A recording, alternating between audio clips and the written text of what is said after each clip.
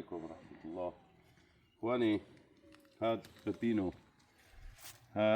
بيبينو شايفين ما شاء الله. حتى قلنا لكم لو كانت حاملة هيك بنزرعه. شايفين هذا الغصن، شايفين ها اثنين، هاي بتصير تنتين. فينا نزرع وحدة وفينا نزرعها تنتين. شايف الجذور لحاله بجزر، فينا نشيلها مثل ما هي بهالطريقة بنزرعها. هاي طريقة زراعة البيبينو.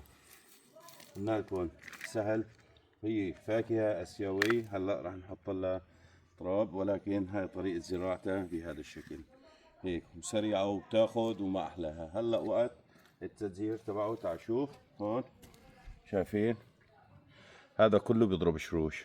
هاي شايف ليك الشرش بلش يطلع، بس تعطيه تراب بياخد بسرعة. الله يبارك فيكم جميعا. السلام عليكم.